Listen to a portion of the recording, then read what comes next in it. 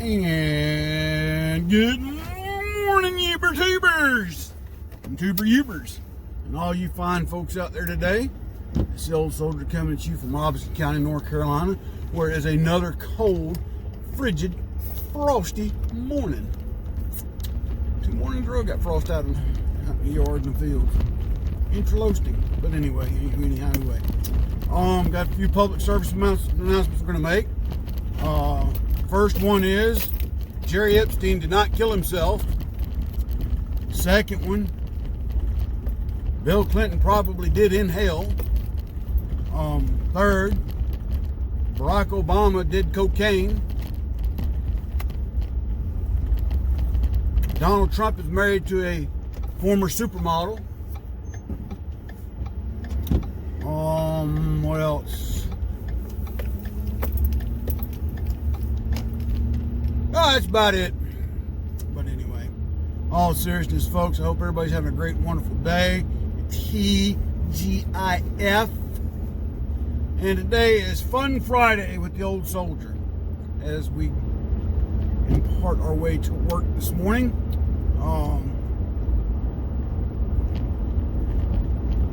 Some fun things going on, I guess. I hope everybody's having a great day so far, and that their weekends are planned and going to have a great time this weekend, whatever it is you're doing. So yeah. Anyway, what do we want to talk about today? It's a real good question. I want to keep it fun and lighthearted today. Kind of hard to, though, all the crap that's going on in the world, but we're going to figure out something as we go down the road this morning. But the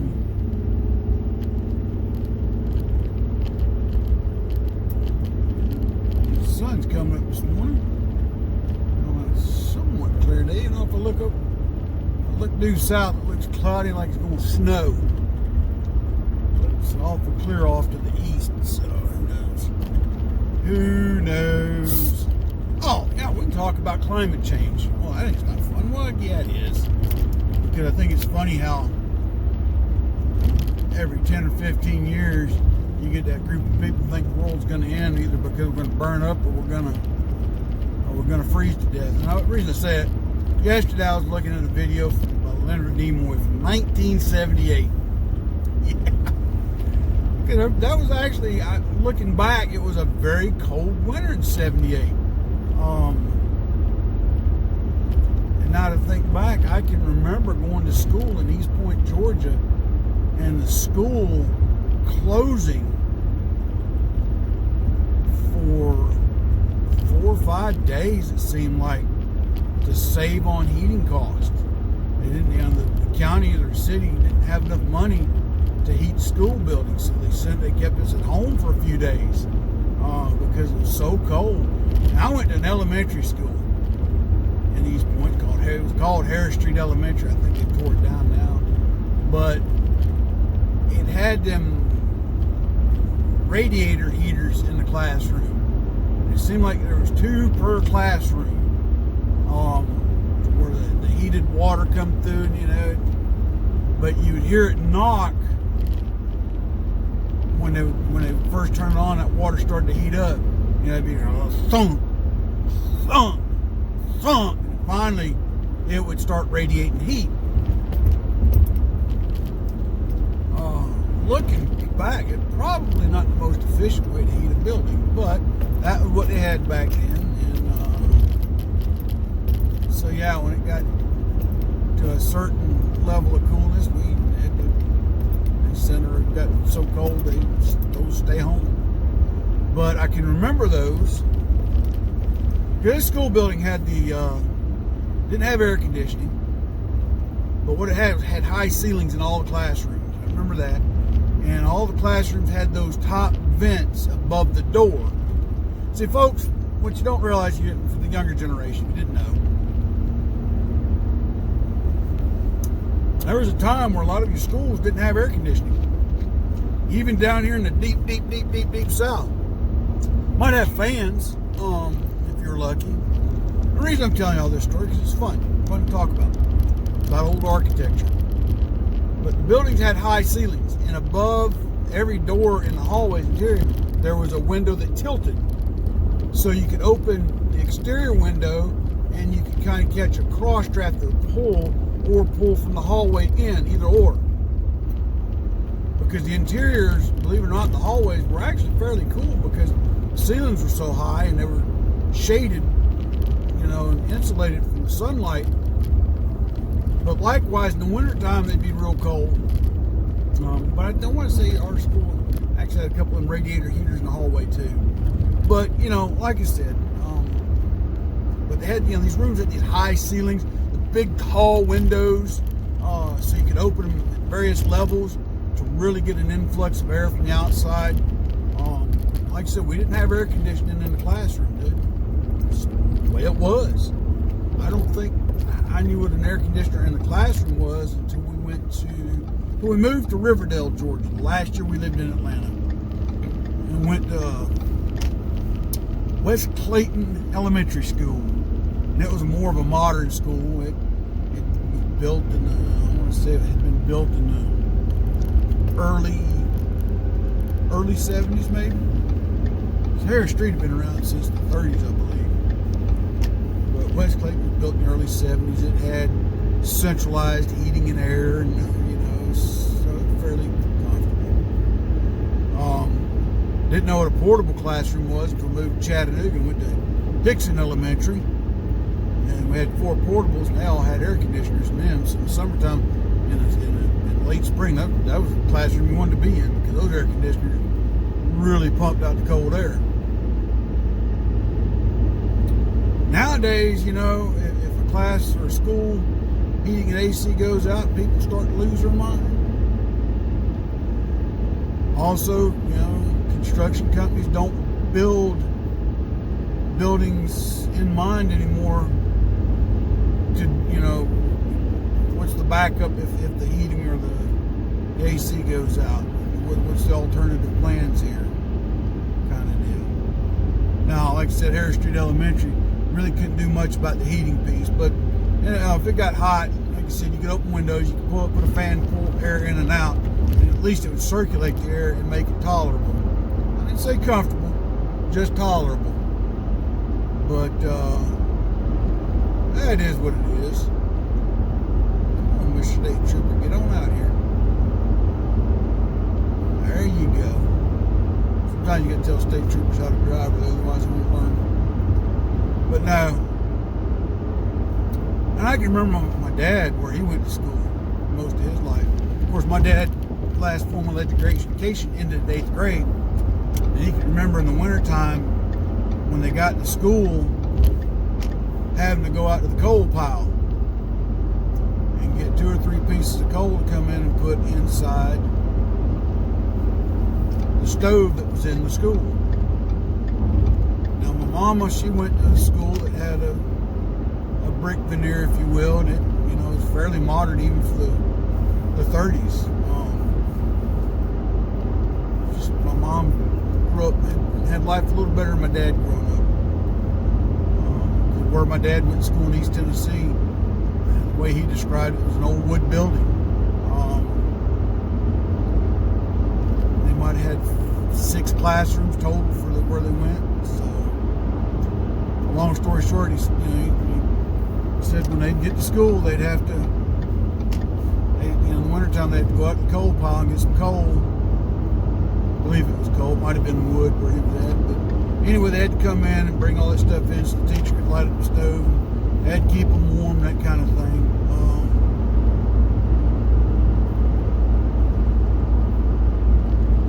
My, how times have changed. Imagine now if you sent a kid to school and they had to heat the classroom with a coal burning or wood burning stove, and your child, it was his week to go and collect the coal or the wood. And parents lose their minds, I think. They would lose their minds. But, again, it just goes to show how things have changed, how technology has improved. But I think some of the modern building designs, though, too, they don't make allocation for failure of your environmental control systems. That's what they call it nowadays, environmental control. I'm a firm believer in having a system with a backup to that system and a backup to the backup to that system. And if both backups fail, then well, you're kind of on your own, and you got to do what you got to do. But it is what it is. Ooh, that sun bright this morning. You can't gather by the flashing going on. That's me past a bunch of trees and the sunlight peeking through every time I pass one. Big red getting bright and shiny up in here. But anyway, folks. So yeah, some of the things that, you know, we look back at and think that, oh wow. I look back, we survived. We survived. But back to the whole thing though with Leonard Nimoy in that show. Talk about the 70s, how the next ice age was coming. Climatologists agreed due to global changes that the next ice age was coming. You know, by 2000 we could be living in the next ice age. The whole world could be frozen solid again. Yeah, no. And now you got the crowd going, if we don't stop polluting the air, we're going to go into a global warming event, blah, blah, blah. The ice caps are melting, da, da, da, da, da, da, da, da. Go back and look at the science, folks. Ice caps are not melting like y'all think they are. Yeah, they've reduced, but guess what? Give it another 4 or 5 years, probably start freezing up again. It's what the Earth does. And scientists have proven that the last major volcanic eruption that caused the last ice age, if you believe in all this stuff, you know, stated there was about 100 times more the carbon emission from those volcanic eruptions than what we're emitting today. Don't get me wrong, we need to preserve our environment. We do need to try to reduce our carbon footprint. We need to conserve our resources. But quit scaring the population that the world's going to end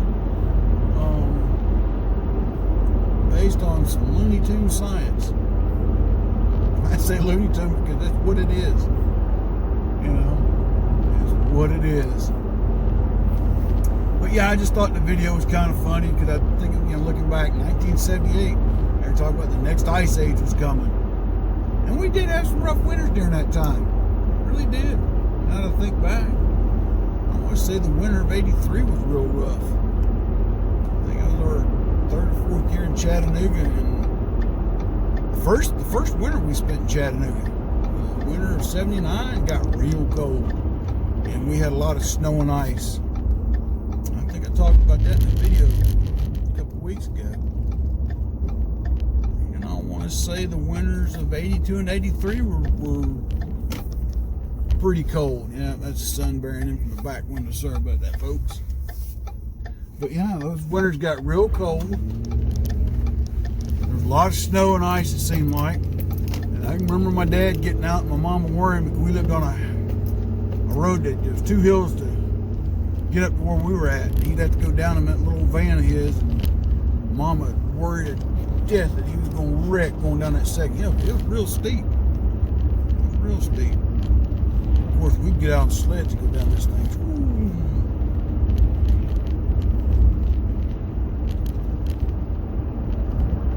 Yeah, things have warmed up now, okay, but see, how many people have forgotten about the winter storm of '93, March of '93? Blanketed the entire East Coast.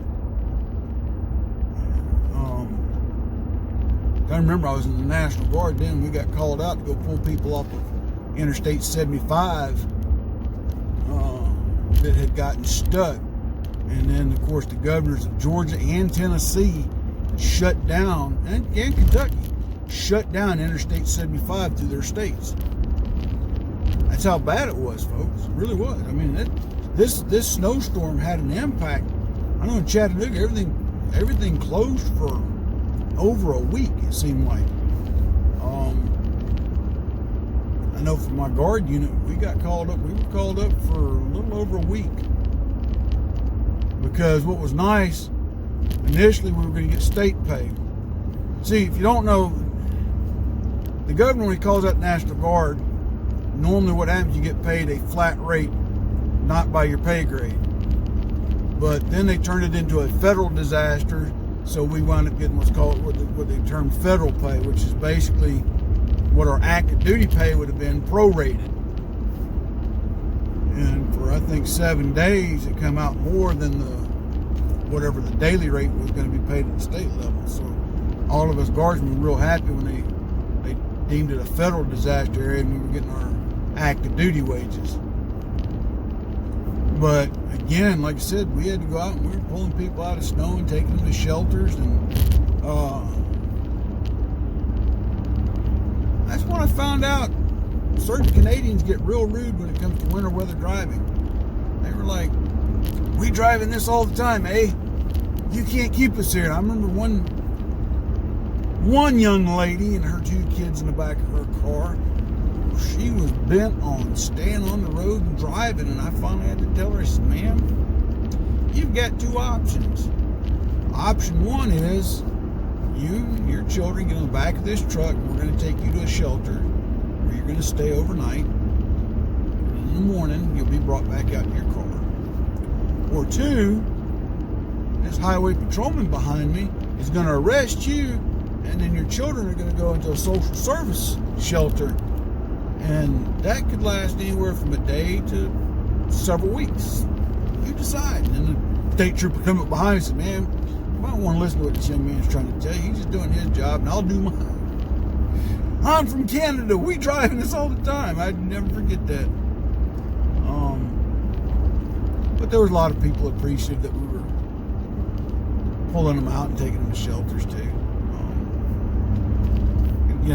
But for a governor, 3 governors to close down the major highway system, it's pretty bad. But yeah, I remember that. That was kind of fun. We spent a week doing that, and then we went, or for a weekend doing that, and then for a week they sent us up to a little part of Tennessee called Polk County, Tennessee. You got a little town up there called Ducktown, and then you got Copper Basin, you got Greasy Creek, you got Reliance. And what was funny, Reliance, the sign was bigger than the one little building in the town as far as width goes. You had Dogtown and Turtletown. And what's funny, Dogtown is not really a town. It's a pump station on the Hiwassee River, hydraulic. But there's a little sign as you're coming or going, Dogtown. I always thought that was funny. And the distance between the 2 signs ain't no more than maybe 30 yards. Well, anyway, folks, this has been Fun Friday with the Old Soldier, and I hope everybody's enjoyed today's conversation and all its frivolities that's involved. But got to get ready to go in here and go to work for today. And tomorrow, I said tomorrow I was going to do a video on building a survival shelter. I'm going to postpone that survival series until January, because that way I can kind of get myself a little bit organized for it. As my Mrs. Old Soldier has got a honey-do list for me out the wazoo between now and the time Christmas is over with. But starting in January, I'm going to start my survival type videos on Saturdays. A little bit of bushcraft, how to build shelters, things you can do to survive in the outdoors if you ever catch yourself out there in a situation like that. But with that being said, folks, God bless, take care. Just remember the charities I'd ask you to help out. As always, tunnelstotowers.org, Pin Up for Vets, Ballot for Veterans, Folds of Honor. Vendors I'd ask you to help out: Money Quick Pawn, Rayford Road, here in Fayetteville, North Carolina. Robert's Custom Woodwork, when he reopened on the 2nd of January. Unsung Patriot on his Etsy website. He's got a lot of great t-shirts, sweatshirts, hoodies, whole bunch of cool stuff. And again, if you like my poetry I read on Monday nights, and you haven't got my books yet, Get them now before it's too late, so you can get them in time for Christmas from them stocking stuffers. Likewise, my t-shirts and hoodies are available on my Teespring site. Help me out if you can, folks. I'd certainly appreciate it. But until tomorrow, if I try to get one out tomorrow, if not, Monday, 7 p.m. For our live poetry. But until then, God bless, take care. Old Soldier out.